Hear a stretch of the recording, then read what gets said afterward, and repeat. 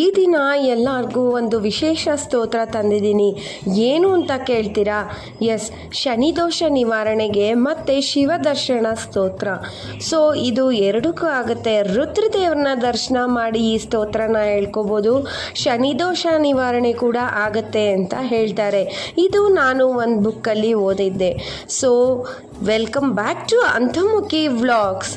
ಸುಸ್ವಾಗತ ಅಂತರ್ಮುಖಿ ವ್ಲಾಗ್ಸ್ಗೆ. ಶುಭ ಸಂಜೆ ಅಂತರ್ಮುಖಿ ವ್ಯೂವರ್ಸ್ಗೆ. ಈ ದಿನ ಆ ಸ್ತೋತ್ರನ ಯಾವುದು ಅಂತ ನೋಡೋಣವಾ? ಎಸ್, ಶಿವದರ್ಶನ ಸ್ತೋತ್ರ.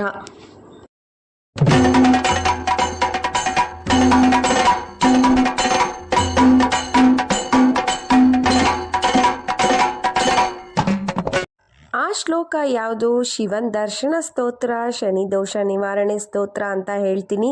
ದಯವಿಟ್ಟು ಗಮನ ಇಟ್ಟು ಕೇಳಿಸ್ಕೊಳ್ಳಿ. ವೃಷಸ್ಯ ವೃಷಣಂ ದೃಷ್ಟ್ವಾ ಈಶ್ವರಸ್ಯಾವಲೋಕನಂ ಶೃಂಗಮಧ್ಯೆ ಶಿವಂ ದೃಷ್ಟ್ವಾ ಕೈಲಾಸಂ ಭವತಿ ಧ್ರುವಂ. ಈ ಶ್ಲೋಕದ ಅರ್ಥ ಏನು ಅಂತ ತಿಳ್ಕೊಳ್ಳೋಣ.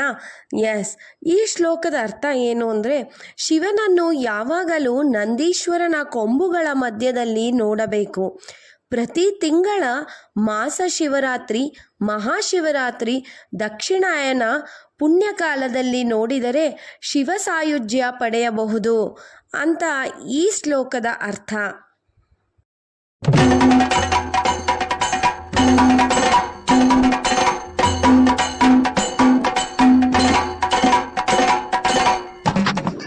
ಸೊ ಈಗ ನಾವು ಸ್ತೋತ್ರನ ತಿಳ್ಕೊಂಡಾಯ್ತು, ಮತ್ತು ಆ ಸ್ತೋತ್ರದ ಅರ್ಥನೂ ತಿಳ್ಕೊಂಡಾಯ್ತು ಅಲ್ವಾ? ಸೊ ಶಿವ ದರ್ಶನಕ್ಕೆ ಹೋಗ್ಬೇಕಾದ್ರೆ ಈ ಸ್ತೋತ್ರ ಹೇಳ್ಕೊಬೋದು. ಶನಿ ದೋಷ ನಿವಾರಣೆಗೂ ಈ ಸ್ತೋತ್ರನ ನಾವು ಪಾರಾಯಣ ಮಾಡ್ಬೋದು. ಸೊ ಇನ್ನೊಂದು ಇಂಪಾರ್ಟೆಂಟ್ ವಿಷಯ ನಾನು ಹೇಳಕ್ಕೆ ಬಯಸ್ತೀನಿ. ಇದಂತೂ ನೀವು ಇಂಪಾರ್ಟೆಂಟ್ ಅಂತಲೇ ಭಾವಿಸ್ಬೇಕು. ಯಾಕೆ ಅಂದರೆ, ನೀವು ಯಾವುದೇ ಸ್ತೋತ್ರನ ಹೇಳ್ಕೊಳ್ಳಿ, ದೇವರ ಪೂಜೆ ಮಾಡಿ, ಒಳ್ಳೆ ಕೆಲಸ ಮಾಡಿ, ಒಬ್ರನ್ನ ನಂಬಿ, ಬಟ್ ಎಲ್ಲದಕ್ಕಿಂತ ಮುಖ್ಯವಾಗಿ ನಂಬಿಕೆ ಇಡಬೇಕಲ್ವಾ?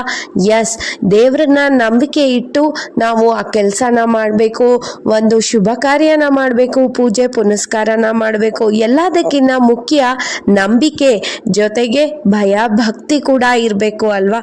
ಸೊ ಇವತ್ತಿನ ಇನ್ಫಾರ್ಮೇಶನ್ ನಿಮಗೆ ಯೂಸ್ಫುಲ್ ಆಗಿದೆ ಅಂತ ನಾನು ಭಾವಿಸ್ತೇನೆ.